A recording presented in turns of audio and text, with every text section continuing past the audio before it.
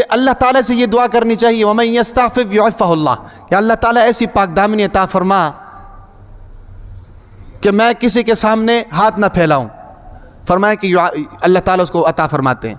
وَمَن يَسْتَغْنِ يُغْنِهِ اللَّهُ، یا اللہ ایسی غنا عطا فرما کہ میں کسی کے سامنے محتاج نہ بنوں، اللہ تعالیٰ اس کو غنی بنا دیتے ہیں. بہت ہی پیارا واقعہ ہے. ایک شہر کے اندر 3 شخص رہتے تھے، تینوں کا نام محمد تھا. ایک کا نام محمد بن جریر طبری تھا رحمۃ اللہ علیہ، اور اسی طریقے سے ایک کا نام محمد بن المنذر تھا، اور ایک کا نام محمد بن نصر المروزی رحمۃ اللہ علیہ. یہ تینوں بڑے بڑے علماء کرام تھے.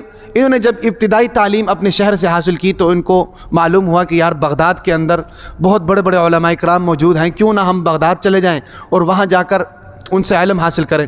اب بغداد جو تھا ان کے شہر سے بہت دور تھا، لیکن اس کے باوجود وہ پیدل چل پڑے اور کئی دن کے سفر کے بعد بغداد پہنچے. بغداد پہنچ کر دیکھا کہ بھئی کھانے پینے کے لیے تو کچھ بھی نہیں ہے، ضروریات زندگی ختم ہو چکی ہے، اب کیا کریں؟ اب جناب انہوں نے ایک مسجد کے اندر قیام کیا.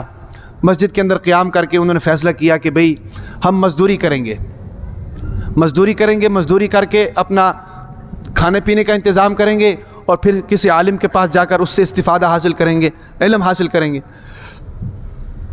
اب جناب وہ تینوں مزدوری کے لیے نکلے اور شام کو خالی ہاتھ واپس آ گئے. ایک دوسرے سے پوچھا تو معلوم ہوا کہ مزدوری نہیں ملی. اب آئے ہیں کیا لینے؟ علم حاصل کرنے کے لیے. اب جناب سوئے اور صبح اٹھے، پھر وہی حساب کتاب مزدوری کے لیے نکلے. دوسرے دن بھی ویسے خالی واپس آ گئے، تیسرے دن گئے پھر خالی ہاتھ واپس آ گئے. اب انہوں نے دیکھا کہ یار اب ہمارے پاس اتنا کھانا بھی نہیں ہے کہ ہم زندہ رہ سکیں. انہوں نے کہا کہ جی اب تو ہمارے لیے سوال کرنا جائز ہو گیا، اب تو ہمارے لیے مانگنا جائز ہو گیا. لہٰذا ہم میں سے ایک شخص جائے گا اور جا کر مانگ کر لے کر آئے گا، اور ہم بیٹھیں گے، بیٹھ کر کھائیں گے، اور پھر کسی علماء کے پاس کسی عالم کے پاس جائیں گے اور اس سے استفادہ حاصل کریں گے. اب جانے کے لیے کوئی تیار نہیں. ظاہر بات ہے ایک مسلمان کی غیرت تو گوارہ نہیں کرتی ہے، یا ایک شریف النفس انسان کی غیرت گوارہ نہیں کرتی ہے کہ وہ کسی سے مانگے اپنی ذات کے لیے. تو اب کوئی جانے کے لیے تیار نہ ہوا. ادھر جان کے لالے پڑے ہوئے ہیں کہ بھئی کیا کریں، کھانا نہیں ہے. انہوں نے کیا کیا؟ قرآن اندازی کی. انہوں نے کہا جی قرآن اندازی کرتے ہیں، جس کا نام نکل آیا وہ جائے گا، وہ جا کر مانگ کر لے کر آئے گا اور ہم کھائیں گے. اب جناب انہوں نے جب قرآن اندازی کی تو قرآن اندازی میں محمد بن جریر طبری کا نام نکلا ہے.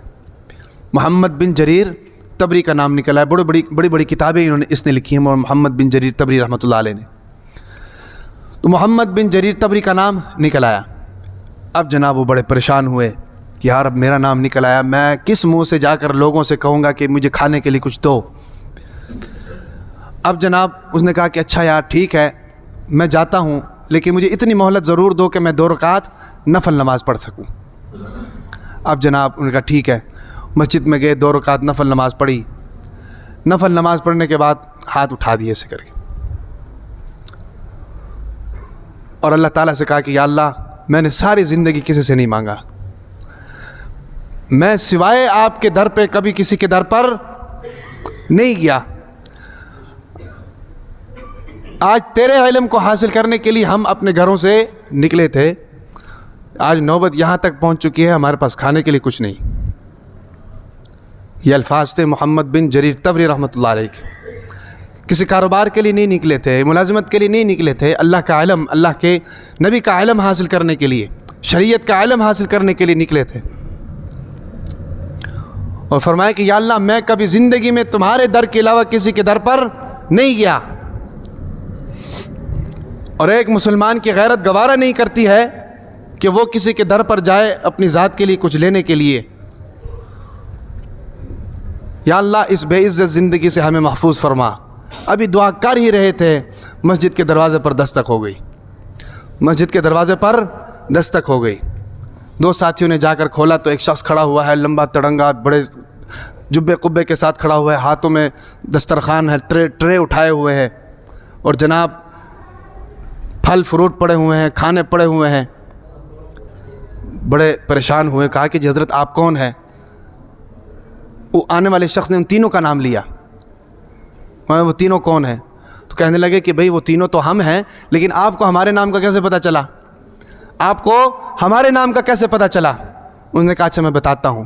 انہوں نے کہا کہ بات یہ ہے کہ مجھے اس شہر کے حاکم نے بھیجا ہے، مجھے اس شہر کے حاکم نے بھیجا ہے۔ کہتے ہیں کہ رات کو سوئے اور نیند میں اللہ کے نبی کی زیارت ہوئی، اور اللہ کے نبی نے فرمایا کہ تیرے شہر کے اندر میرے 3 مہمان آئے ہوئے ہیں اور 3 دن سے بھوکے ہیں، اور تم نے ان کا خیال نہیں کیا۔ فلاں جگہ پر فلاں مسجد کے اندر وہ قیام پذیر ہے، لہذا صبح سب سے پہلا کام یہ ہونا چاہیے کہ ان کے لیے خوراک کا انتظام کرو۔ فرمایا کہ صبح جب حاکم وقت اٹھا تو سب کی دوڑیں لگ گئی، سب کی دوڑیں لگ گئی ہیں۔ تو یاد رکھیں کہ یہ ان لوگوں کے لیے ہے جو اللہ کا علم حاصل کرنے کے لیے، شریعت کا علم حاصل کرنے کے لیے آئے تھے۔ سمجھ آ رہی کہ نہیں؟ تو اس لیے یہ ہے، ایک بات یاد رکھیں اس حوالے سے کہ جو قرآن کا علم حاصل کرنے کے لیے آتا ہے وہ اللہ کا مہمان ہے، جو دین کا علم حاصل کرنے کے لیے آتا ہے وہ اللہ کا مہمان ہے۔ اس لیے یہ ہے کہ جو مال اللہ تعالیٰ نے آپ کو دیا ہے وہ مال ضرورت مندوں تک آپ خود پہنچائیں، ضرورت مند کو اپنے در پر نہ بلائیں۔ پاکستان کے اندر ہزاروں مدارس موجود ہیں، لاکھوں مدارس موجود ہیں جن کے ساتھ آپ کے تعاون کی ضرورت ہے۔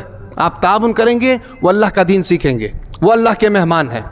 اس لیے یہ ہے، اللہ کے نبی نے فرمایا کہ وَمَن يَسْتَعْفِفْ يُعِفَّهُ اللَّهُ وَمَن يَسْتَغْنِ يُغْنِهِ اللَّهُ۔ جو اللہ تعالیٰ سے پاک دامنی چاہتا ہے اللہ تعالیٰ اس کو پاک دامنی دیتے ہیں، جو اللہ تعالیٰ سے غنا چاہتا ہے اللہ تعالیٰ اس کو غنا دیتے ہیں۔ اب محمد بن جریر طبری نے دعا کی اور اللہ تعالیٰ نے قبول کیا۔ ہماری اور آپ کی دعا قبول کیوں نہیں ہوتی؟ ہماری اور آپ کی دعا قبول نہیں ہوتی کہ ہم دعا سنت کے طریقے پر نہیں کرتے ہیں۔ دعا کا طریقہ کیا ہے، ہم اس طریقے پر نہیں کرتے ہیں۔ محمد بن جریر طبری رحمۃ اللہ علیہ کی دعا کیوں قبول ہوئی؟ اس لیے قبول ہوئی کہ اس نے صدق دل سے دعا کی تھی، اس نے صدق دل سے دعا کی تھی اور اللہ تعالیٰ سے غنا چاہی تھی کہ یا اللہ مجھے کسی کے در کے پاس کسی کے در پر نہ بھیجنا، میں اگر کبھی بھی زندگی میں آیا ہوں تو سوائے تیرے در کے کسی کے در پر نہیں گیا ہوں اور آج میرے اوپر یہ مجبوری آئی ہے، لہٰذا مجھے اپنے علاوہ کسی کے در پر بھیجنے کے لیے مجبور نہیں کرنا۔ یہ اس کی دعا تھی۔